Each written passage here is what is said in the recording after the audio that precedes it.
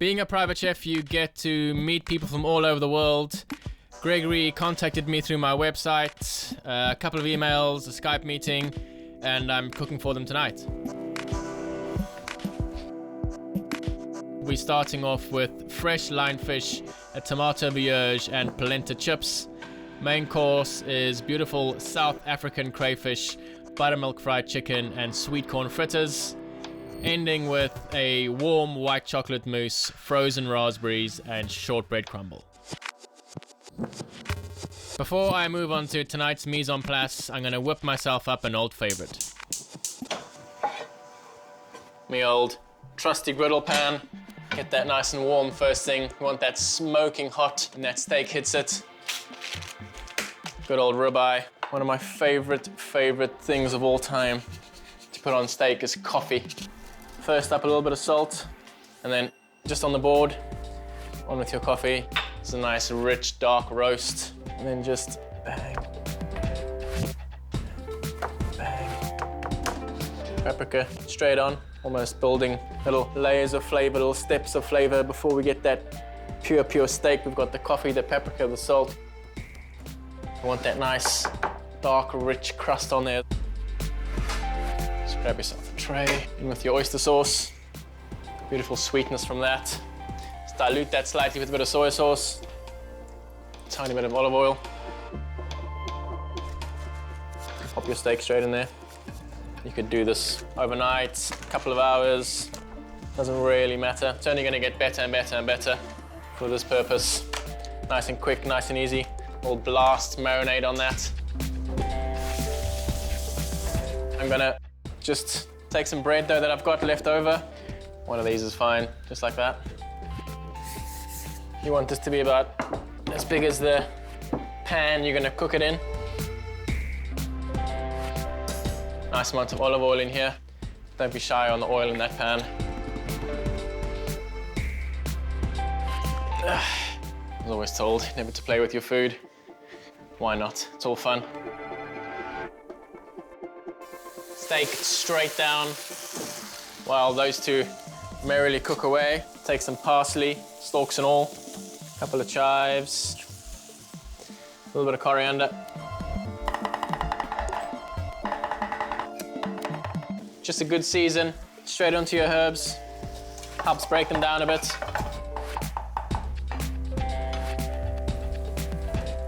Really nice crust on the outside, almost a tiny bit raw in the middle.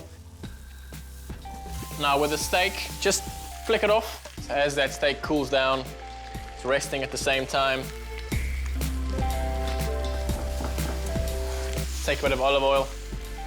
Got a little chili lying around as well. Pop that in there. Seeds, skin, a lot, don't be shy.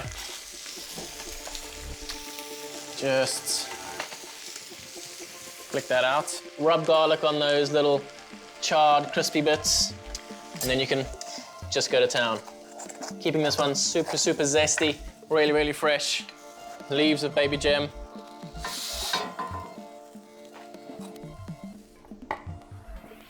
Super fine slices. That perfect pink blushing meat. Save the rest for later.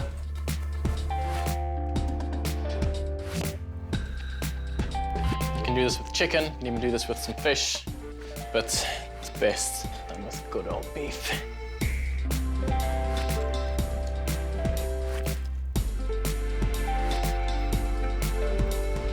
Only problem is, there's never enough napkins.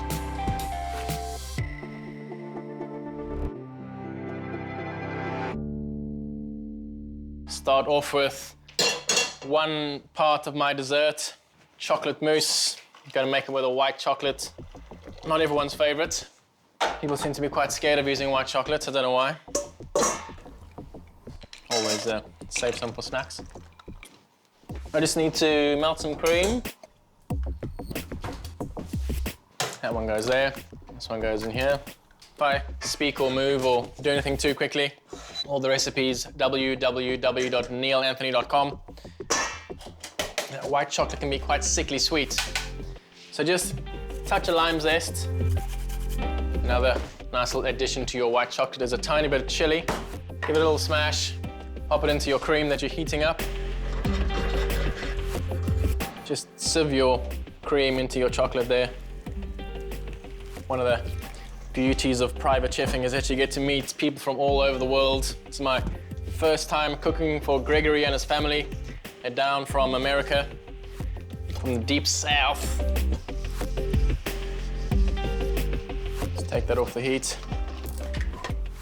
Pop this in.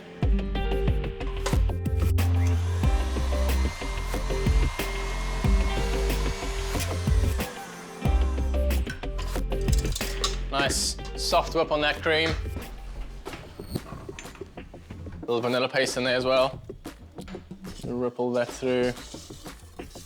Just chuck it all in. Bang, bang, bang. Fold it through with that whisk. This only takes about 750 mils. You just take the rest of that chocolate mousse, pop it in your fridge. When this is finished, just refill it. Perfect, smooth, white chocolate mousse.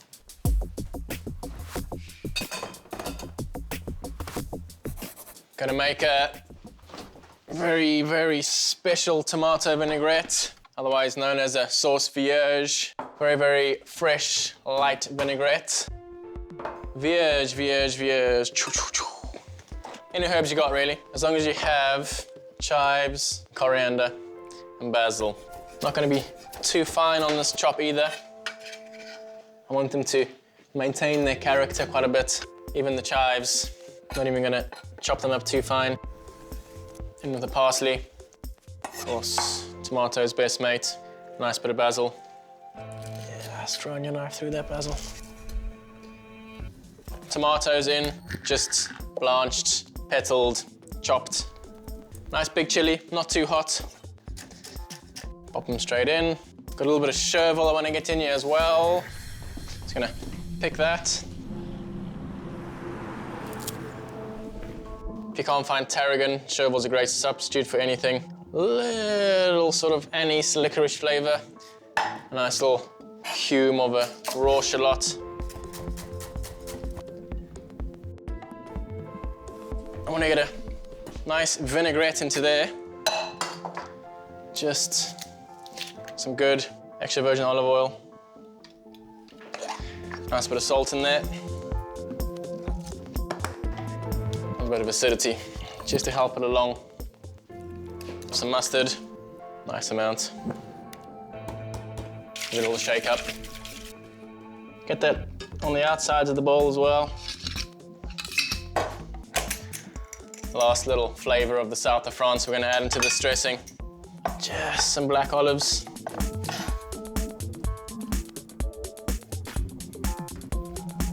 Get our vierge into the fridge. Keep that nice and cool. For my polenta, beautiful infused milk. Just infused with some garlic and some thyme. Pass this off. That's done its business. Good garlic and thyme flavor right off the bat there. Just needs a little bit more seasoning. Grab your beautiful stone ground polenta. Just whisk it in. Normally work my polenta on a 4:1 ratio. Turn it down. You can then carry on with doing some other things.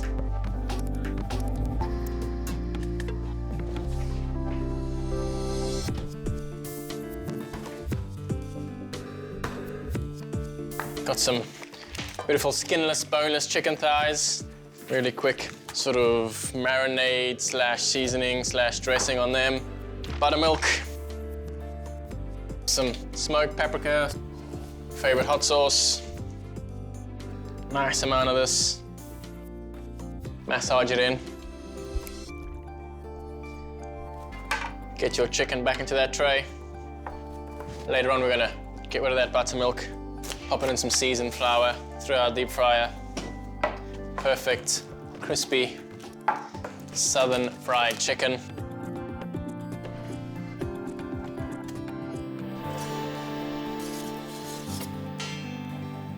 Just chuck them in. Nice bit of Parmesan cheese in there as well.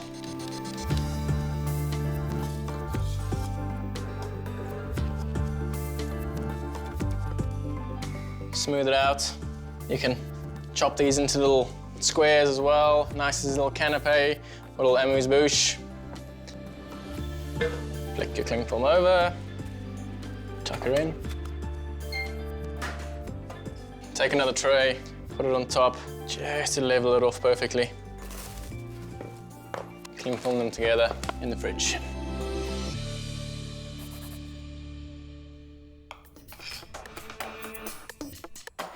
Gonna make some sweet corn fritters. Self-raising flour, baking powder, white chocolate for the chef. Pop these ingredients straight into your mixer.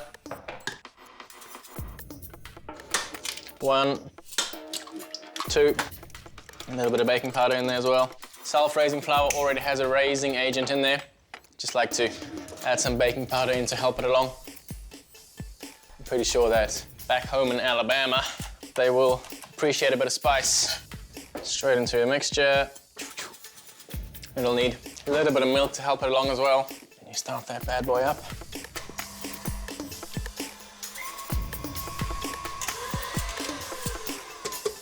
Into melted butter.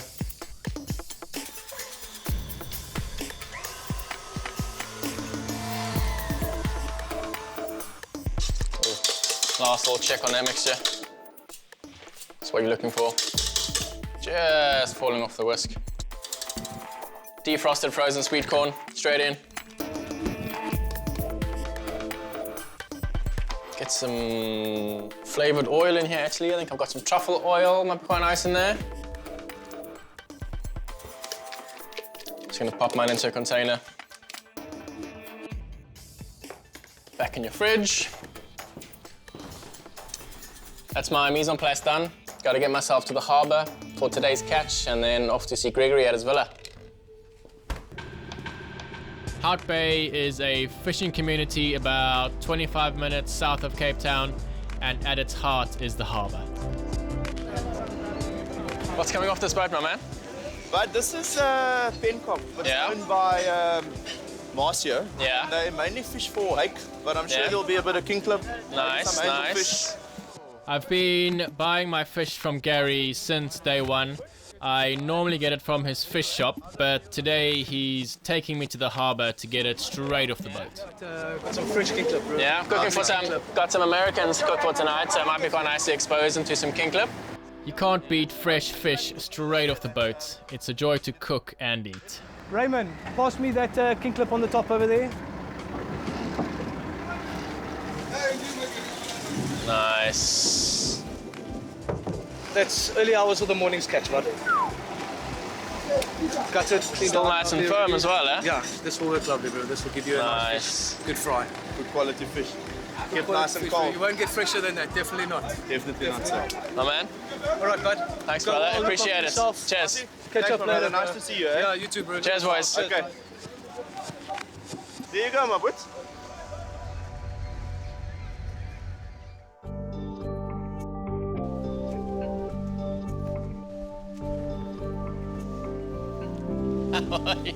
You well? Yes, I am. I'm going into this kitchen totally blindfolded. I need to be prepared for anything. But I do know I want to do some outdoor cooking to give my food that unique South African flavor. That is definitely on. Boiling water there to blanch my crayfish. Nice bit of salt in there. And I'm gonna boil those crayfish tails for about 4.5 minutes. So just make a light stock. Couple of bits of thyme, couple of bits of rosemary. Just a shallot, bang that in half. Pop that in there. Lemon, don't even need to squeeze it. Let's get that straight in. Chili. Only doing 4 crayfish tails. You still want quite a lot of boiling water.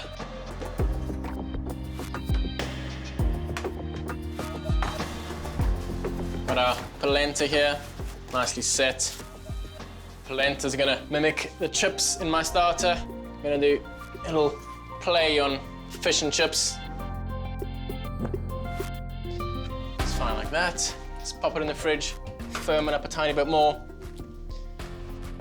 Crayfish just pop straight in. 3, top a little bit of star anise. Gonna give a nice little licorice back note to that. Bouillon. They're gonna curl up a little bit. I'm not gonna put them into ice water afterwards because that washes away loads of their flavor.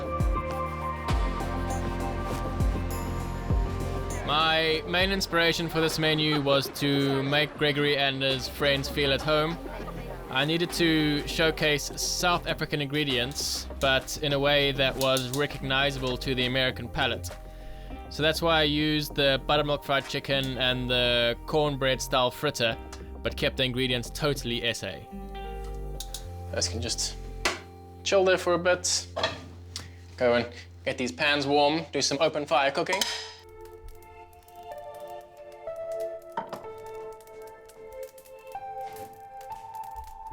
Get my pans nice and warm. Got that sweet corn fritter.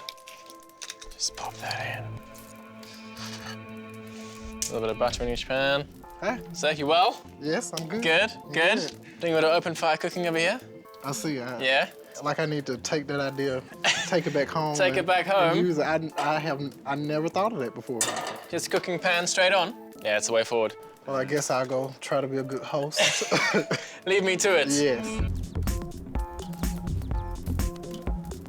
Sweet corn mixture straight in there. Back on. Just want to see those bubbles start forming.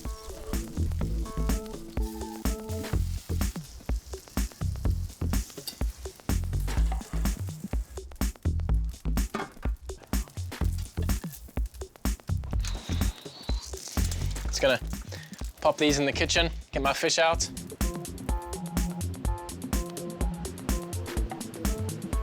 Amazing king clip we picked up straight off the boat. Doesn't get any fresher than this. Beautiful sizzle.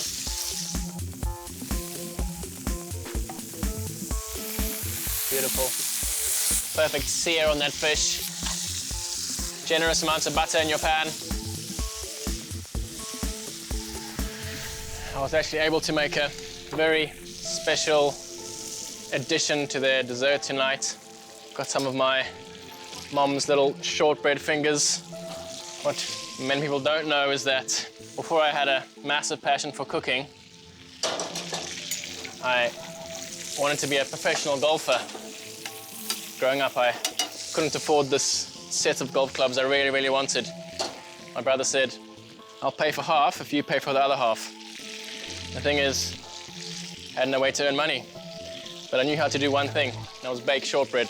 Sold enough, bought myself a set of golf clubs. Still really rubbish at golf, but still really good at making shortbread.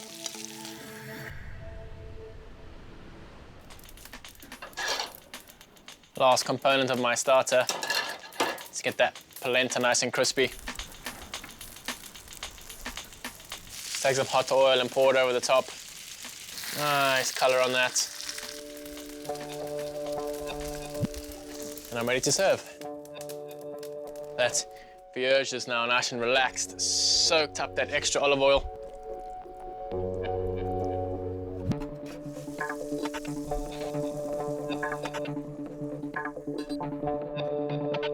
Beautiful seasoned butter. Pop that over the top. Ta-da! There we go. You have got some beautiful fresh king clip. On the bottom of that, you've got a sauce vierge, and then you've got your little mock chips, which I made from polenta, not grits. I try to get shrimp and grits style. Yeah, but yeah, please enjoy while it's still hot. Thank you. Thank you. Oh, wow. Is it good? Does it taste like shrimp and grits? It is good. Oh my goodness. Wow. Our beautiful crayfish tails. Pan's getting nice and warm there on the fire. All I've done with those chicken thighs is taken them out that buttermilk and got rid of any excess, leaving a little bit of buttermilk on there so that flour sticks to it, becomes a little crispy when it fries. Just take these crayfish tails, cut them in half lengthways. Gonna pop these tails in. We're just reheating them really. They're already perfectly cooked. Just roll them through, tiny bit of seasoning. One of the nice things about cooking outside as well is that you can Make as much mesh as you like. Start frying my chicken. Just some regular seasoned flour here. Just gonna dip them in twice. Ideally want the temperature of the oil to be about 180, 190. They need to fry for about 6 or 7 minutes. Just pop them down onto some paper towel. As soon as they come out that fryer, nice bit of salt on them. Go, go, go. Serve this nice and hot. Boom, that's down there. Got myself some Swiss chard over here. Just cooked down in loads of butter. Nice dollop right in the middle. Those fritters. Let's pop that crayfish tail bang on top. Spoon that sauce over. Star of the show. Pop those bad boys down there. Final little drizzle. South African olive oil. On the bottom, you've got South African spinach, like a sort of Swiss chard. And then you've got your sweet corn fritter on top of that, which is supposed to mimic your cornbread. And then the crayfish tail. And then you've got the buttermilk fried chicken. Enjoy. Thank you very much.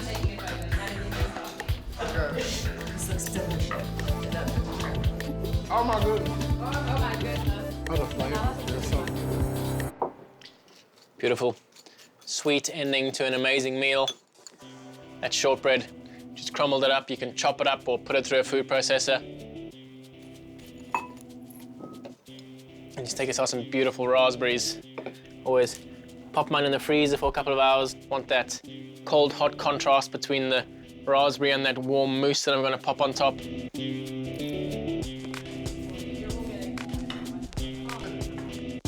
All right, so in the bottom there, you've got a little shortbread crumble. Then you got some frozen raspberries. And in here is white chocolate mousse that I just charge with one of these little chargers. And then it comes out like a warm chocolate mousse. Now I saw your. Good, yeah? We're all making the same sound. That's the sound of a good dessert. We really lost all capability. We have one very quiet. I know. Like, oh.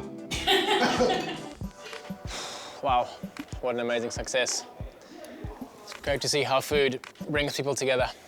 That's a good southern tradition. Southern hospitality. Yeah. We have to greet you with gifts to show our appreciation. Gregory was extremely generous in giving me a gift of things that you can only buy in the deep south of America. I can't wait to try one of the recipes from the book.